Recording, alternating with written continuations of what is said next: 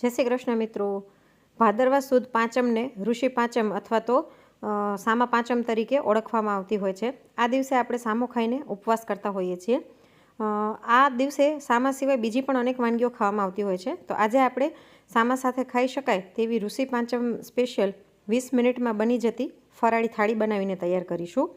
તો એના માટે અહીં મેં 1 વાટકી જેટલો સામો અથવા તો જેને મોરૈયો કહે છે તે લઈ લીધો છે। આને મેં કપડામાં નાખી અને લૂછીને પછી લીધેલો છે, એટલે હું આને પલાળતી નથી। હવે આપણે એક દૂધી લઈ લઈશું। કહેવાય છે કે આ દિવસે હળથી ખેડેલા જે શાકભાજી હોય તે ન ખાવા જોઈએ અને વેલે ચડેલા શાકભાજી તમે ખાઈ શકો છો, એટલે કે દૂધી, ગલકા, તુરિયા, કાકડી, ચીભડા એવું બધું તમે લઈ શકો છો। તો અહીં મેં દૂધીનો નાનકડો એવો ટુકડો લીધો છે। આપણે આ ટુકડાનો ઉપયોગ સામાની ખીચડી બનાવવામાં કરીશું અને બાકીની દૂધી છે તેનો ઉપયોગ આપણે દૂધીનું શાક બનાવવામાં કરીશું। તમે એની બદલે દૂધીનો હલવો પણ બનાવી શકો છો। તો અહીં મેં દૂધીની છાલ ઉતારી લીધી છે અને હવે મીડિયમ સાઇઝની જે ખમણી આવે છે તેનાથી આપણે આ દૂધીને ખમણી લઈશું। આપણે સામા પાંચમ સિવાય જો આ ફરાળી ખીચડી તમે બનાવવા માગતા હોય તો આમાં તમે બટેટું પણ નાખી શકો છો, પણ બટેટું ખેડીને કાઢવામાં આવે છે એટલે સામા પાંચમના દિવસે તે ન ખાઈ શકાય, એટલે અત્યારે મેં બટેટું નથી લીધેલું। તો આપણે દૂધીને ખમણી લઈશું। આની પહેલાં પણ મેં તમારી સાથે સામાથી બનતી ફરાળી ખીચડી અને કઢીની રેસીપી શેર કરેલી છે, જેની લિંક હું તમને નીચે ડિસ્ક્રિપ્શન બોક્સમાં આપી દઈશ। તો અહીં મેં દૂધીને ખમણી લીધી છે। હવે આપણે ફટાફટ કુકરમાં વઘારી લઈએ ખીચડીને। તો કુકરમાં 2 ટેબલસ્પૂન જેટલું તેલ લઈ લઈશું। તેમાં અડધી ચમચી જેટલું જીરું નાખી દઈએ। જીરું સરસ કકડી જાય એટલે આની અંદર અડધું ઝીણું સુધારેલું ટમેટું, 8 થી 10 લીમડાના પાન અને 1 મરચાંની કટકી નાખી દઈશું। આદુને પણ જમીનમાંથી ખેડીને કાઢવામાં આવે છે, એટલે આપણે આમાં આદુ ન નાખી શકીએ, પણ તમે સામા પાંચમ સિવાય જો ઉપવાસ માટે બનાવતા હોય તો ખમણેલું આદુ પણ એડ કરી શકો છો। આને વઘારમાં થોડીક વાર સાંતળી લઈશું અને હવે આપણે જે દૂધી ખમણીને રાખી હતી તે આની અંદર એડ કરી દઈએ અને દૂધીને પણ આપણે વઘારની અંદર થોડીક વાર માટે સાંતળી લઈશું, જેથી તેનો ફ્લેવર એકદમ સરસ આવશે। ગેસની ફ્લેમ આપણે સ્લો કરી નાખીએ અને દૂધીને થોડીક વાર માટે આવી રીતના સાંતળી લઈશું। સામા પાંચમના દિવસે ઘણી જગ્યાએ મોરો સામો ખાવામાં આવે છે, એટલે કે સામાને એમ જ ભાતની જેમ બાફી અને દૂધ સાથે ખાવામાં આવે છે, ગળ્યા દૂધ સાથે। ઘણા લોકો વઘાર નથી કરતા, તો તમે એવી રીતના પણ લઈ શકો છો, પણ અલગ અલગ જિલ્લામાં અલગ અલગ રિવાજ પ્રમાણે ખવાતું હોય છે, એટલે હું તમને આજે આવી રીતના બતાવી રહી છું। આમાંથી કોઈ પણ વસ્તુ કે તમે કોઈ રીત ન ખાતા હોય તો તમે સ્કીપ કરી શકો છો। હવે આમાં આપણે સામો નાખી દઈશું અને સામાને પણ આપણે 1 મિનિટ માટે વઘાર સાથે સાંતળી લઈશું, જેના કારણે સામાનો ફ્લેવર ખૂબ જ સરસ આવશે। તો આવી રીતના સાંતળ્યા પછી હવે આની અંદર આપણે 2 વાટકી જેટલી છાશ અને 2 વાટકી જેટલું પાણી નાખી દઈશું, એટલે કે આપણે જેટલો સામો લીધો હોય તેનાથી 4 ગણું આપણે લિક્વિડ નાખવાનું છે। થોડીક છાશ ભેગી નાખવાથી સાધારણ ખટાશ આવશે, જેના કારણે ખીચડી ખાવામાં ખૂબ જ ટેસ્ટી લાગશે। તો આને બરાબર મિક્સ કરી લઈએ અને હવે આની અંદર સ્વાદ પ્રમાણે સિંધવ મીઠું એડ કરી દઈશું અને ફરીવાર આને હલાવીને મિક્સ કરી લઈએ અને કુકરનું ઢાંકણું બંધ કરી અને મીડિયમ ફ્લેમ પર આપણે 3 વિસલ વગાડી લઈશું। 3 વિસલમાં આપણી સામાની ખીચડી તૈયાર થઈ જશે। તો કુકરમાં વિસલ થાય છે ત્યાં સુધી આપણે ફટાફટ કઢી બનાવી લઈએ, જેના માટે તપેલીમાં 1 નાની વાટકી જેટલું દહીં લઈ લઈશું। દહીં અતિશય ખાટું હોય તેવું નહીં લેવાનું। મોટી વાટકી પ્રમાણે જોઈએ તો લગભગ અડધી વાટકી જેટલું મેં દહીં લીધેલું છે। આની અંદર આપણે 2 ચમચી જેટલો રાજગરાનો લોટ નાખી દઈશું। આપણે અડધી વાટકી જ દહીં લીધું છે એટલે આટલો લોટ આમાં પરફેક્ટ થશે। હવે આની અંદર 2 ગણું પાણી એડ કરી દઈએ। જે વાટકીના માપથી દહીં લીધું હતું તે જ વાટકીના માપથી 2 વાટકી પાણી નાખી અને આની અંદર બ્લેન્ડર ફેરવી દઈશું, એટલે લોટની જરાય કણી ન રહે ને એકદમ સરસ છાશ સાથે મિક્સ થઈ જાય। તો જો સરસ આ મિક્સ થઈ ગયું છે, તો હવે આપણે ફટાફટ કઢીનો વઘાર કરી લઈએ, જેના માટે એક તપેલીમાં 1 ટેબલસ્પૂન તેલ લઈ લઈશું। તમે તેલની બદલે ઘીમાં પણ વઘાર કરી શકો છો। અડધી ચમચી જેટલું જીરું નાખી દઈએ। જીરું કકડે એટલે 8 થી 10 લીમડાના પાન, અડધું ઝીણું સુધારેલું ટમેટું અને 1 મરચાંની કટકી આની અંદર એડ કરી દઈશું। આપણું જીરું સરસ કકડી ગયું છે, તો આ બધું નાખી દઈએ। આમાં પણ આપણે આદુનો ઉપયોગ ન કરી શકીએ, પણ તમે સામા પાંચમ સિવાય જો બનાવતા હોય ફરાળી કઢી તો ખમણેલું આદુ અને લવિંગ પણ એડ કરી શકો છો। તો આને પણ થોડીક વાર માટે આપણે સાંતળી લઈશું અને હવે આપણે જે કઢીનું મિશ્રણ તૈયાર કરીને રાખ્યું હતું તે હલાવીને આની અંદર એડ કરી દઈએ। આ કઢી પણ ખૂબ જ ઝડપથી બની જાય છે। 10 મિનિટની અંદર ખીચડી પણ થઈ જશે કુકરમાં અને કઢી પણ બની જશે। તો આને બરાબર મિક્સ કરી અને મીડિયમ ફ્લેમ પર કઢી ઉકળે ત્યાં સુધી આને થવા દઈએ। તો જો આપણી કઢી સરસ ઉકળવા લાગી છે તો હવે આની અંદર આપણે સ્વાદ પ્રમાણે સિંધવ મીઠું નાખી દઈએ અને સાથે જ 1 ચમચી જેટલી હું સાકર અહીં એડ કરું છું.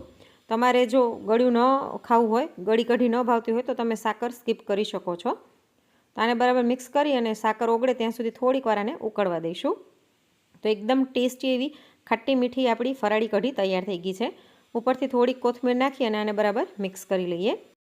તો ઝટપટ બની જતી આપણી ફરાળી કઢી તૈયાર થઈ ગઈ છે. આને ઢાંકીને સાઈડમાં રાખી દઈએ અને આપણે કુકર ચેક કરી લઈએ.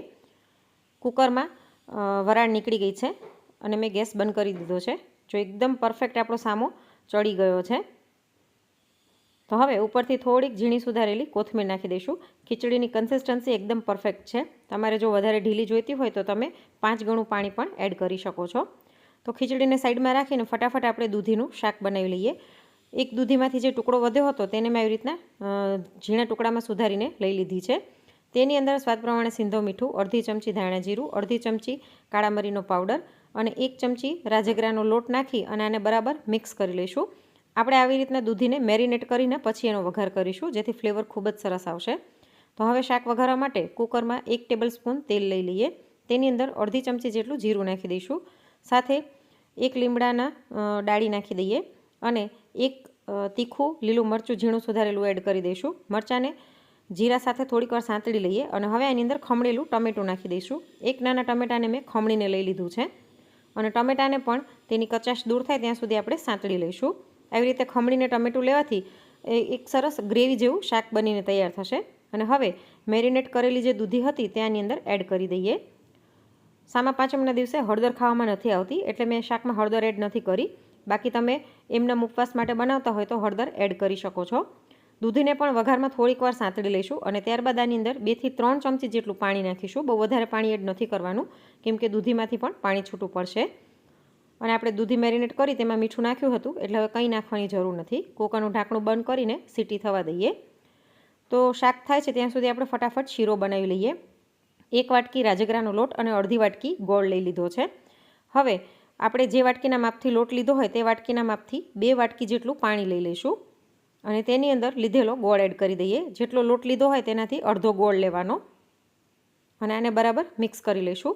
અને હવે ગોળ ઓગળે ત્યાં સુધી પાણીને ઉકળવા દઈએ. એને આપણે બાજુના ગેસ ઉપર રાખી દઈએ અને કડાઈમાં 2 મોટા ચમચા જેટલું ઘી લઈ લઈશું. આપણે જેટલો લોટ લીધો હોય તેનાથી અડધા ભાગનું ઘી લેવાનું અથવા તો અડધાથી થોડુંક વધારે તમે ઘી લઈ શકો છો.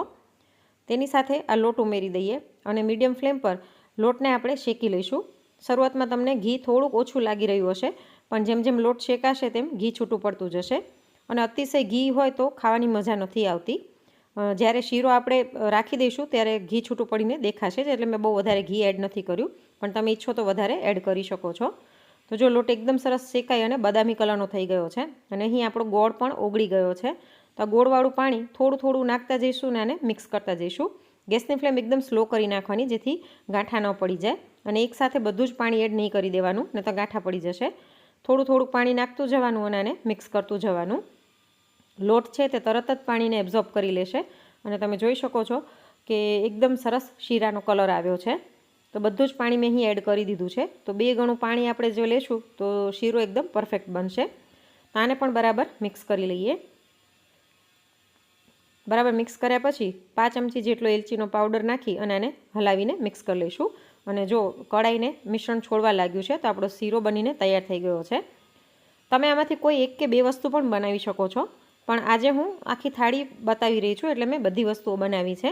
તો આપણો શીરો તૈયાર છે એને સાઈડમાં રાખી દઈએ અને શાકનું કુકર ખોલીને ચેક કરી લઈએ. દૂધી એકદમ સરસ ચડી ગઈ છે.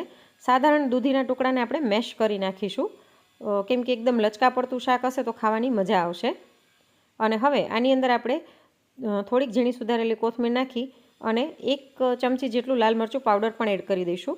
ઘણા લાલ મરચું નથી ખાતા હોતા પણ આપણે લીલું મરચું ખાવામાં લઈએ જ છીએ એટલે લાલ મરચું પણ ખાઈ શકાય, એમાં કંઈ જ વાંધો નથી એટલે હું એડ કરું છું. પણ જો તમે ન ખાતા હોય તો સ્કીપ કરી શકો છો. તમે સામાની જે ખીચડી આપણે બનાવી એના બદલે સાદું સામાને આપણે ભાતની જેમ રાંધી અને સામાના ભાત અને આ શાક પણ ખાઈ શકો છો. શાક ભાત તે પણ ખાવામાં ખૂબ જ ટેસ્ટી લાગે છે. તો હવે બધી વસ્તુ તૈયાર છે તો આપણે ગરમા ગરમ થાળીમાં પીરસી લઈએ. સૌથી પહેલાં શીરો લઈ લઈશું. ઉપરથી થોડાક મેં ડ્રાયફ્રૂટ નાખ્યા છે તમારે ન નાખવા હોય કે ન ખાતા હોય તો સ્કીપ કરી શકો છો. સાથે તૈયાર કરેલું ટેસ્ટી શાક, કઢી અને ગરમા ગરમ ખીચડી સર્વ કરી દઈએ. તો આ ઋષિ પાંચમના દિવસે તમે આમાંથી કોઈ એક કે બે વસ્તુ જરૂરથી ટ્રાય કરજો. અને આજની આ થાળીની રેસીપી તમને કેવી લાગી તે પ્લીઝ મને કોમેન્ટ કરીને જણાવજો. અને જો રેસીપી ગમી હોય તો લાઇક કરીને વધુમાં વધુ શેર પણ કરજો. જલ્દી જ મળીશું નવી રેસીપી સાથે. Thanks for